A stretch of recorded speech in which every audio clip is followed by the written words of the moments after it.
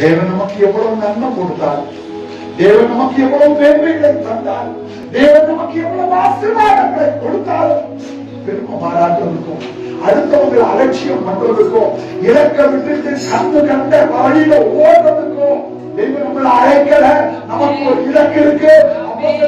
பவுல் சொல்றாரு, நான் பின்னானவைகளை மறந்து முன்னானவைகளை நாடி கிறிஸ்து இயேசுவுக்குள் அழைக்கப்பட்ட பரம அழைப்பின் நிச்சயத்தோடு நான் பந்தயம் ஓடுகிற லக்கை நோக்கி ஆசையாய் தொடர்கிறேன். நான் ஓடிட்டு இருக்கிறேன். ஒரே ஒரு இலக்கு, கர்த்தராகிய இயேசு கிறிஸ்து. அந்த இயேசு சீக்கிரம் வரப்போகிறார்.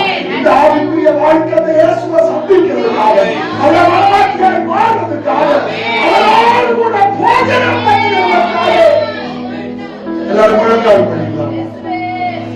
அதுவே வாழ்க்கையில இந்த 4 அனுபவமும் வந்திருக்கு, எனக்குள்ள வந்திருக்கு, திரும்ப வந்திருக்கு. யெகோவாவுக்கு இந்த மேன்மையை கொடுத்தது கர்த்தர். அவன் அடிமையா இருந்தவர் ஆட்சிக்கு கொடுத்தது கர்த்தர்.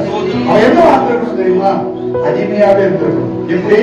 கர்த்தருக்கு அடிமை. என்ன சிங்காசனத்துல உட்கார்ந்தாலும் நான் தேவனுக்கு அடிமை, நான் தேவனுக்கு அடிமை. அதாவது இருப்பாங்க, நான் மனுஷன் அல்ல, புல்லு ராஜா சொல்றான், நான் மனுஷன் அல்ல, ஆடுகளின் பின்னாடி அலைச்ச எந்த ராஜா மாற்றிருக்கிறான்.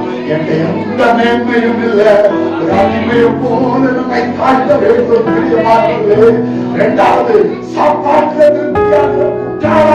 ஜீவிக்க வேண்டியது. என்னுடைய திருப்தி என்ன தெரியுமா? சங்கீதக்காரன் சொல்கிறார், நான் விழிக்கும் போது அது சாயலால் திருப்தியாகும். அப்ப யார் ஞானி? தேவ சாயல வளர்ந்தவன் தான் ஞானி. இந்த உலகத்துல புசித்து குடித்த சம்பரமாய் வளர்ந்தவன் ஞானி அல்ல. 3வது பகைக்கப்படத்தக்கவளாயிருந்தோம். புருஷனுக்கு வாழ்க்கைப்படுகிற ஸ்திரீ, நீ பகைக்கப்படத்தக்கவளாய் வாழ்க்கப்படக்கூடாது, நேசிக்கப்படத்தக்கவளாய் வாழ்க்கைப்பட. அப்படின்னா என்ன அர்த்தம்? தாழ்மை.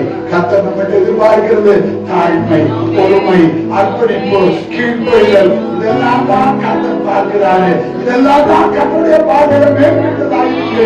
இதயத்தில் மறைந்திருக்கிற குணமே உங்களுக்கு அலங்காரமாயிருக்க கடவுளை கிறிஸ்துவின் குணத்தை நாம் தெரிந்து கொள்வோம். 4வது அடிமை இல்லாதாய் மாறுறார். அதை பூமி தாங்காது. பிரியமானவர்களே, அவர் அடிமையாகவே தன்னை தாழ்த்தி பெருமைக்கு எழுப்பதற்காக இருந்திருந்தா அவருடைய கர்த்தத்தில் உருவானது போல கர்த்தர் ஆசீர்வாதமாய் முடியும். தெய்வம் வாயத்திறந்தவன் புஷ்ப நச்சராயிருப்பான் சொல்லாமல் இருந்தான். ஆசீர்வாதத்துக்கு காரணம்